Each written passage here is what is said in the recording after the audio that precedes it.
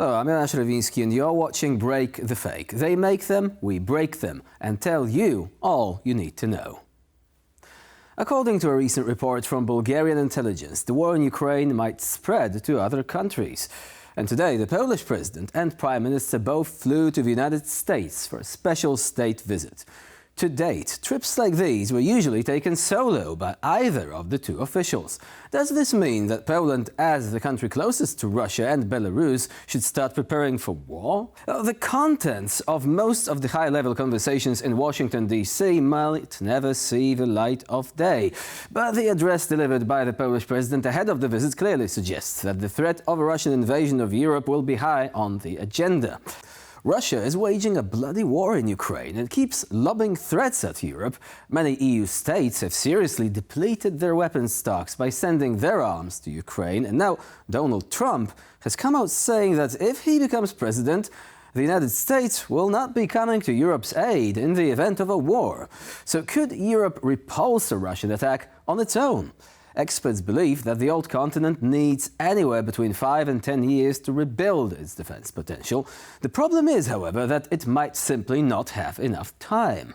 Now, on the 12th of March 1999, in Independence, Missouri, Poland, the Czech Republic and Hungary were officially inducted into NATO.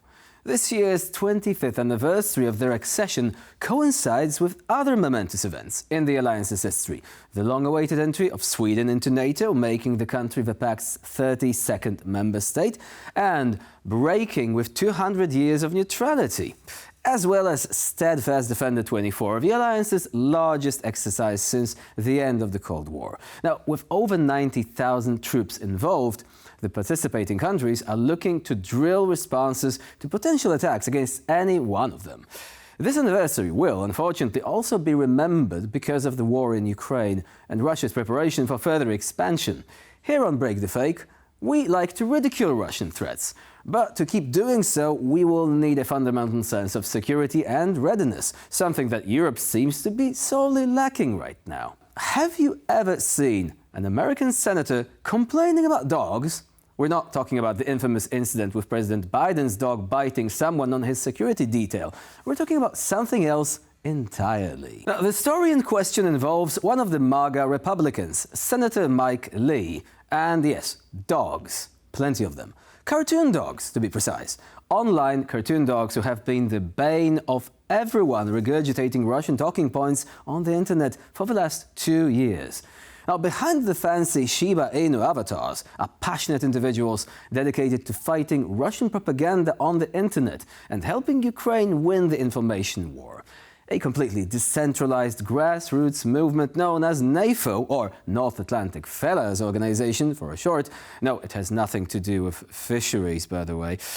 However, you don't have to take my word for it. Here's a brief glance at what these cartoon dogs are all about. At 0600 hours, we will begin training to go to war.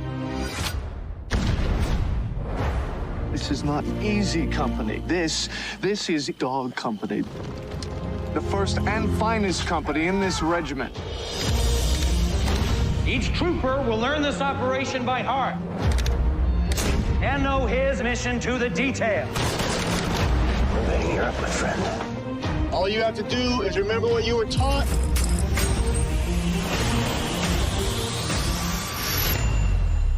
I guarantee you gravity will take care of the rest. We are on the eve of the largest action in the history of warfare.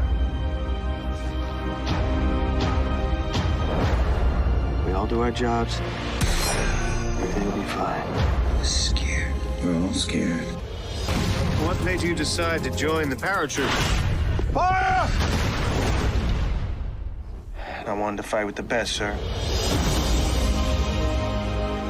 Tonight, we're gonna have to cross the river.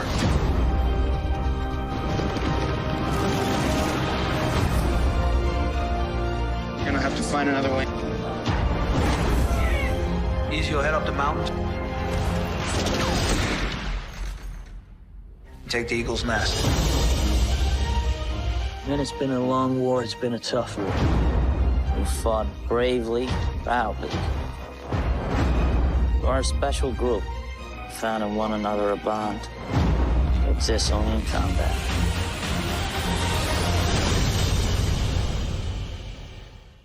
Now, the name itself is an obvious play on NATO, and the organization was indeed devised as a humorous sidekick to NATO. And this little sidekick has actually been making quite the waves in the last couple of months. You see, Russian propaganda has always been very well organized. They have been creating troll farms, spending millions on spreading false narratives. Recent studies indicate Moscow has spent 1.5 billion euros on anti-Ukrainian disinformation, essentially throwing all they can at you to see if it sticks. But now NATO is the one holding a baseball bat, affectionately named the bunk stick, and swatting at the incoming pieces of propaganda before they can stick. And that's a big deal, actually, because today the information war is being fought online. Russian talking points are making their way as far up as owners of major social media platforms, especially those who wear the cowboy hats the wrong way, or even American politicians, as evidenced by the congressional funding crisis orchestrated by Trump's chosen skirmishers. So, if you're lost in the maze of Russian narratives, look for a friendly NATO cartoon dog who's going to tell you what Russia really wants and why Russian narratives are a bunch of nonsense.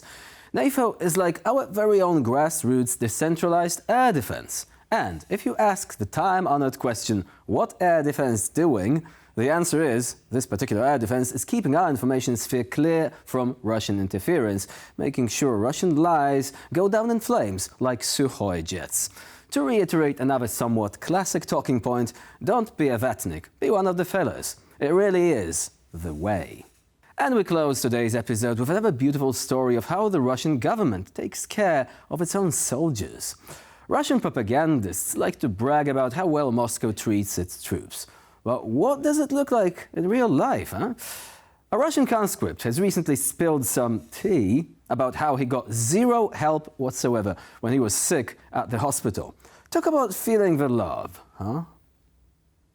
Мои граждане, приветствую вас.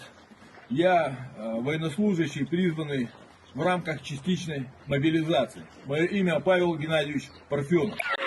Сейчас я нахожусь в госпитале номер 2, филиала номер 2, 301-го госпиталя города Хабаровск. Сегодня 31 число, 1 марта 2024 года. Я так же, как и вы, вчера смотрел послание президента Владимира Владимировича Путина, в котором он долго говорил и много обещал. Но после его выступления сразу произошли кардинальные изменения в медицинской службе города Хабаровска, то есть в 301-м госпитале в филиале номер 2. В данном филиале мне сегодня отказали в лечении. У меня присутствует хроническое заболевание экзема. На данный момент гноятся ноги, потрескались все руки. На что врач Фудашкина меня послала нахер. Прям так и сказала, пошел нахер. У меня распоряжение командира Восточного военного округа не госпитализировать военнослужащих, призванных в рамках частичной мобилизации, если они не подходят под категорию D. Категория D – это либо ты инвалид, либо станешь инвалидом. В очередной раз нам дают понять, что мы в своей стране ничего не значим. И за любое видео, в том числе за это, меня, скорее всего, вызовут в прокуратуру. Молчать уже нет никаких сил. И терпеть это тем более.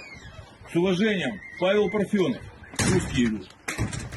So maybe in some other reality, Russians will finally understand that their government uses them like an infinite resource, cannon fodder for the Tsar.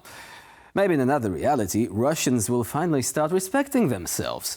Well, maybe one day, but right now they're laying down their lives literally for nothing. Or for the bunker dwarf.